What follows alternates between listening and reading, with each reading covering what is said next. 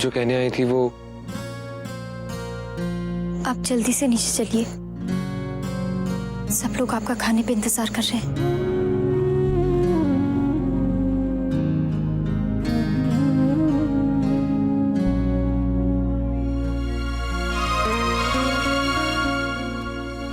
माँ जी, डॉक्टर साहब ने ऐसा तो नहीं कहा था कि इस बीमारी में देव को खाना खाने का मन नहीं करेगा? नहीं बहू, ऐसी कोई बात नहीं।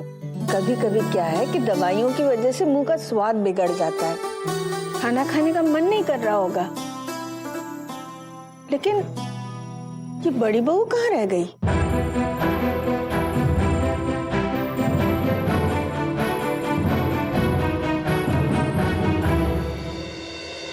क्या हुआ? देव मिला? देव? दादी माँ, देव को ढूंढने के लिए तो अब लगता है सर्च टीम भेजनी पड़ी। वैसे पता, आज तक मुझे लगता था कि हमारा ये घर काफी छोटा है, लेकिन आज पता चला कि हमारा ये घर तो इतना बड़ा है कि इसमें एक्चुअली लोग खो भी सकते हैं।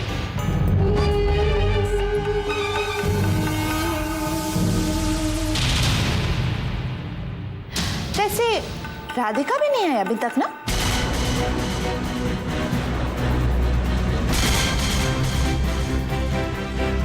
खैर छोड़िए, हम सब खाना खाते हैं। जी मैं अभी आती हूँ।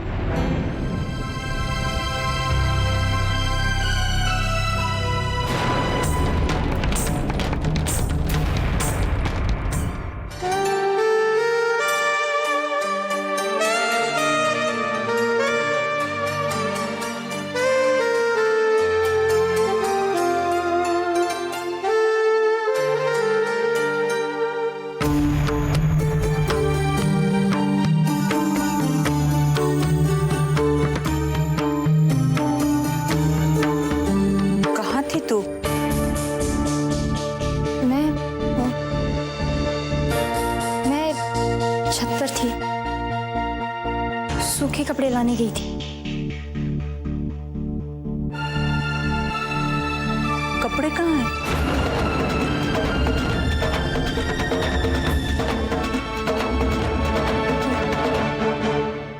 कपड़े सूखे नहीं थे तो रात भर सूखने के लिए रख दिए।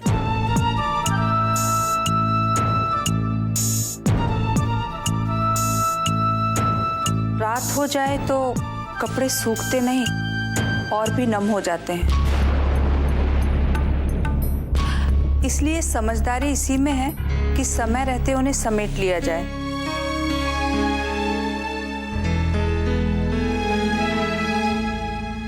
देव बाबू कहाँ है? पता है तुझे? नहीं माँ, शायद अपने कमरे में होंगे।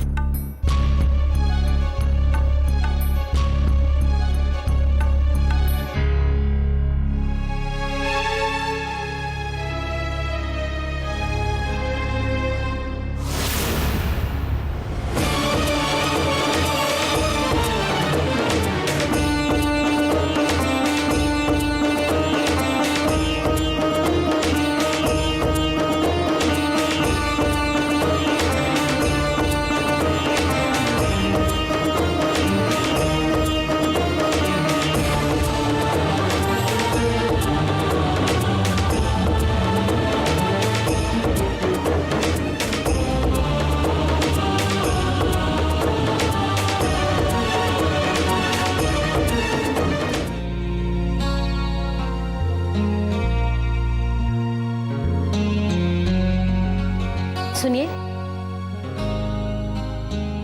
आज आप डिनर करने बहुत देर से आए, सब लोग चिंता कर रहे थे। मैंने तो सोचा था कि आप डिनर करके जल्दी से सो जाते तो आपकी तबीयत के लिए अच्छा रहता।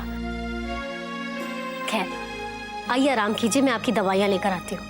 आइए ना।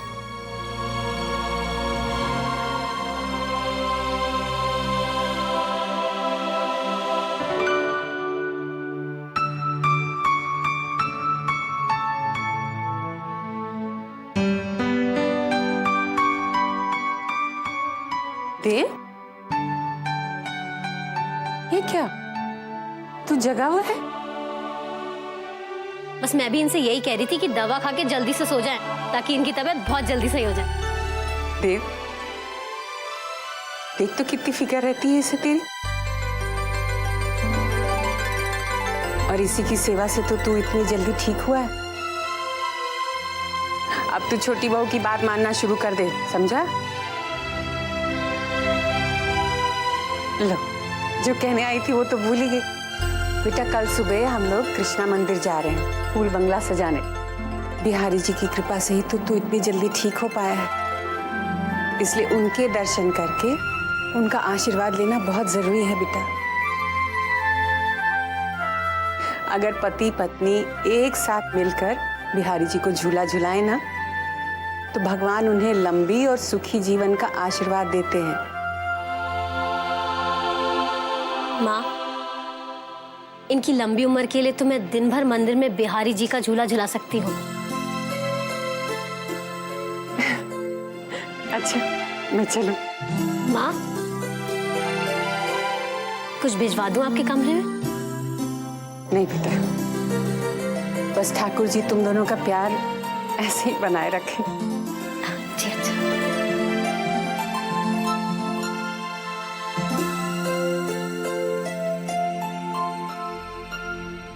अरे आप खड़े क्यों हैं? बैठ जाइए, वरना आप थक जाएंगे। आप ये अचानक से? आपको कुछ भी बोलने की जरूरत नहीं है, आप बस आराम कीजिए, मैं आपकी दवा लेकर आऊं।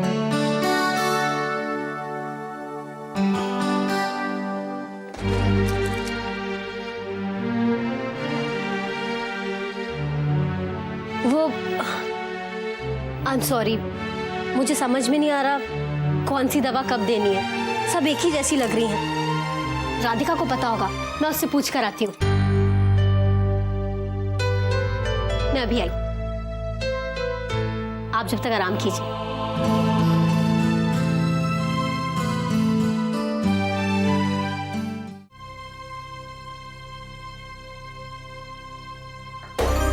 कहाँ थी तू? सारा घर ढूंढ के आ रही हूँ। हाँ, अच्छा ये बताने से कौन सी दवा देंगे?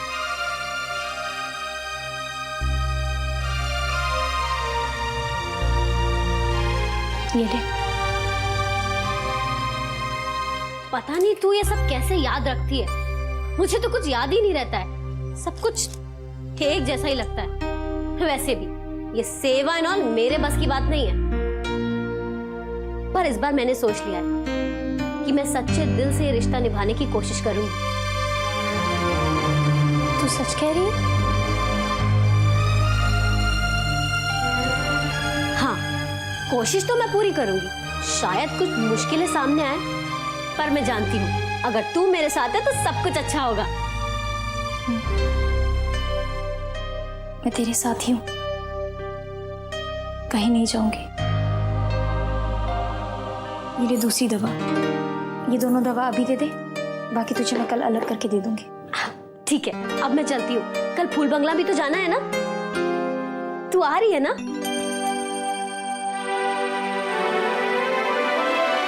राधिका, तुझे आना ही होगा। वैसे भी बचपन से तू फूल बंगला दूर से देखती आई है, पर इस साल थैंक्स टू पुरोहित फैमिली तू पास से फूल बंगला देख सकेगी, और शायद तुझे छूने को भी मिल जाए। तू आएगी ना? तुझे आना ही होगा राधिका, शायद तुझे झूला झुलाने को भी मिल जाए।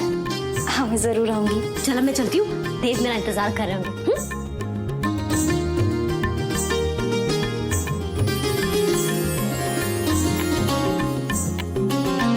कान्हा, मैं जीवन में पहली बार तुम्हारा फूलों से सजा हुआ रूप इतने पास से देखूंगी। हाँ माँ जी, मैंने बोलकर पहले ही मंदिर भिजवा दिया फूल। ये अच्छा किया तुमने। अरे वाह, बहुत प्यारी लग रही है छोटी बहू। देव कहाँ है? जी, वो अपने कमरे में तैयार हो रहे हैं, अभी आते होंगे। मैं पूजा की तैयारियां करके आती हूँ।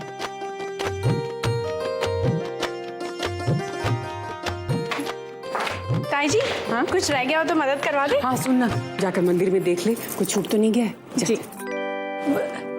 ये बिरजू कहाँ गया है? पता नहीं माँ जी, कल शाम से उसका कोई पता नहीं है। पता नहीं कहाँ जाकर छुप कर बैठा हुआ है। कमाल है ये लड़का भी। बिरजू,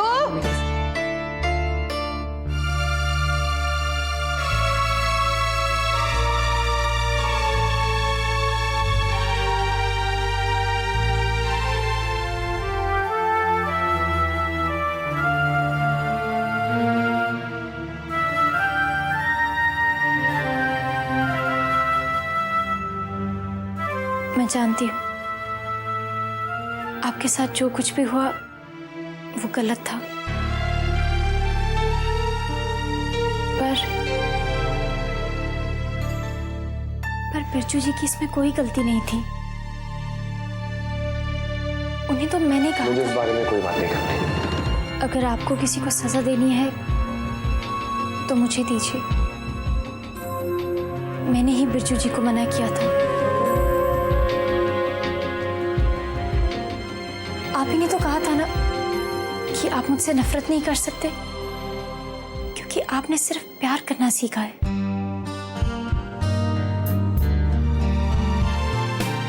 मुझे तो आप कुछ महीनों से ही जानते हैं, लेकिन बिरजू जी तो आपके बचपन के दोस्त हैं। उन्होंने आपके हर सुख दुख में आपका साथ दिया है। फिर आज आप उनसे क्यों नाराज हो रहे हैं? आपके दिल में तो इतना प्यार है, आप उनसे नफरत कैसे कर सकते हैं?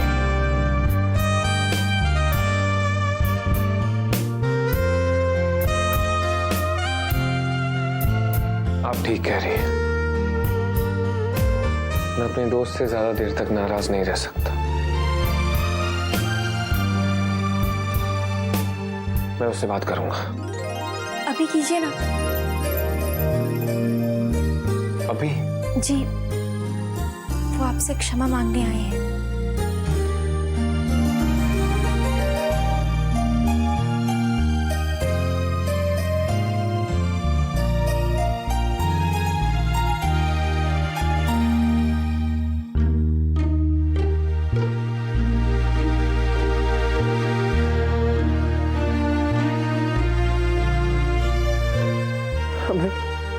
हमें माफ कर दीजिए देव भाई।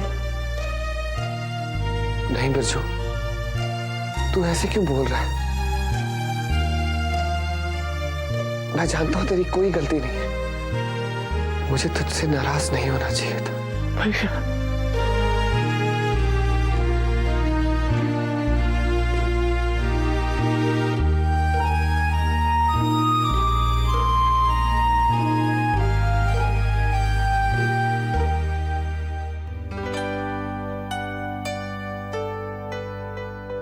मृणालिनी, तुम अगर कहीं बाहर जा रही हो तो नौकरों को ठीक से समझा कर जाना, हमें लौटने में देर हो जाएगी। बाहर जा रही हूँ मतलब? मैं तो आप सबके साथ कृष्ण मंदिर आ रही हूँ, फूल बंगला के लिए। सच बहू, ये तो बड़ी अच्छी बात है। अब मैं जरा बाहर जाकर तैयारियां देख लेती हूँ। हाँ हाँ, जाओ।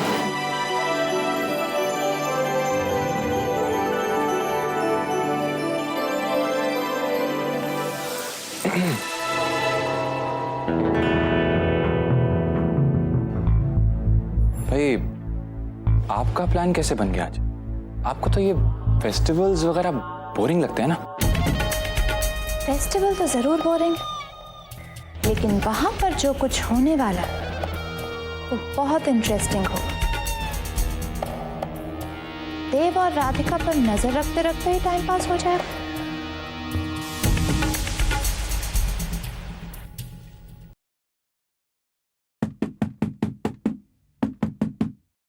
आ जाइए।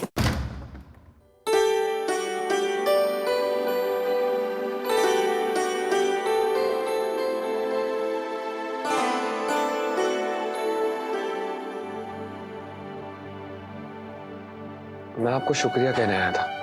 किस लिए? पता नहीं मैं बिरजू से कितने दिन नाराज रहता। तुमने अगर नहीं समझाया होता तो। वो आपके बहुत अच्छे दोस्त हैं और हमेशा रहेंगे। मैं तो सिर्फ आपसे वो बातें करने आई थी जो शायद बिरजू जी आपसे कभी ना कर पाते। आप हमेशा दूसरों के बारे में ही सोचती हैं ना। कभी खुद के लिए भी कुछ मांग लिया करो। अपने लिए? अपने लिए तो मुझे मांगने की जरूरत नहीं है, क्योंकि मुझे बहुत कुछ मिला है।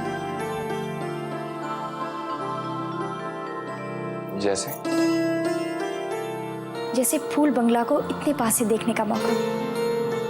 मैंने हमेशा से उसे दूर से देखा है, कभी छू भी नहीं पाई हूं, लेकिन आज मैं अपने कृष्णा को अपने हाथों से झुलाऊंगी। तुम ये सोचकर कितनी खुश हो? सच कहूं तो इससे बढ़कर मेरे लिए और कोई खुशी हो भी नहीं सकती है। ठीक है, आप तैयार हो जाइए, सब आपका इंतजार कर रहे हैं। जी।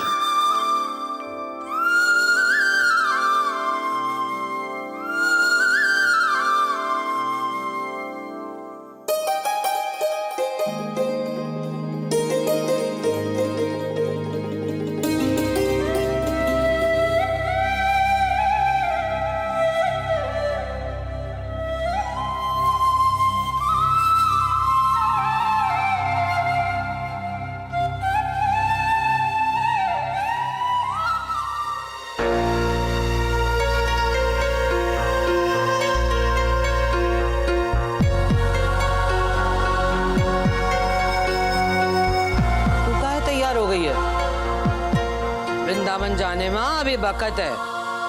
नहीं अम्मा, मैं फूल बंगला के दर्शन के लिए तैयार हुई हूँ।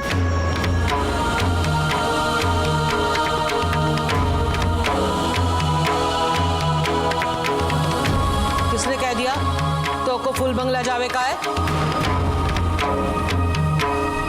तू फूल बंगला नहीं जा रही है, समझी?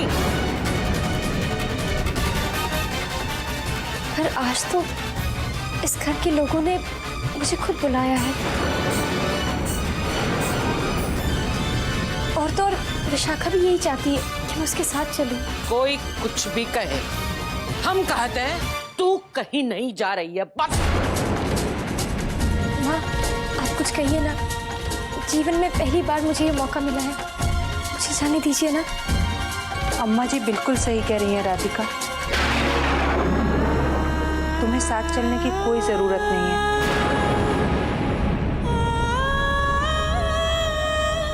तुम्हारा यहीं रहना ठीक होगा।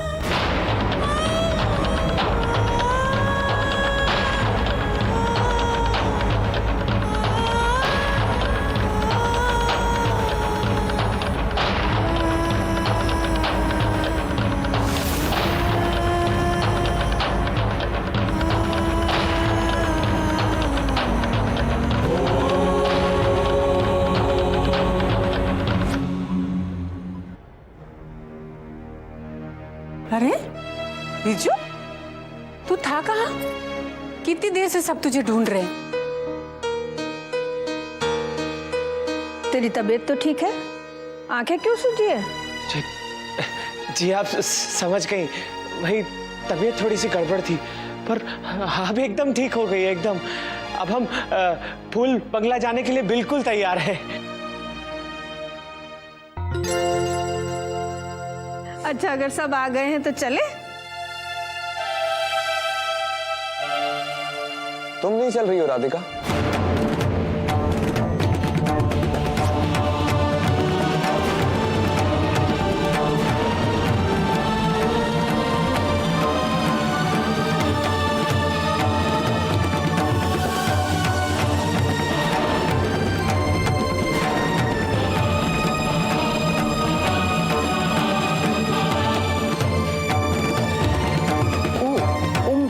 जाके क्या करेगी?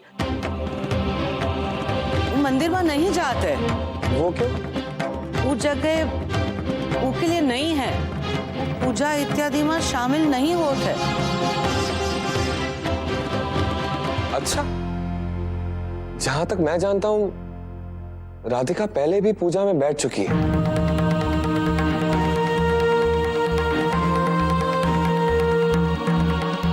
तो फिर वो फूल बंगला में क्यों नहीं आ सकती? और मैम, हम भगवान को धन्यवाद करने के लिए फूल बंगला सजा रहे हैं ना, तो फिर उनकी भक्त को दर्शन से दूर रख के हम उन्हें नाराज नहीं कर देंगे। दामाद बाबू, समाज के कुछ नियम हैं। हम समाज में रहते हैं तो उनके नियम को भी तो निभाना पड़ेगा ना। अम्मा जी, समाज हमसे है, हम समाज के लिए नहीं। और ये सब नियम हमने ही बनाए। और अगर कोई नियम किसी इंसान को नीचा दिखाता है, उसे तोड़ देना ही बेहतर होता है।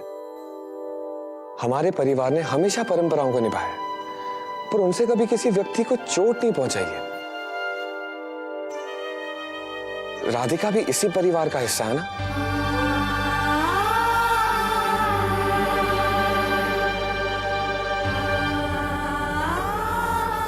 और आज वो हमारे परिवार के साथ कृष्णा मंदिर में फूल बंगला के दर्शन के लिए हमारे साथ चलेगी।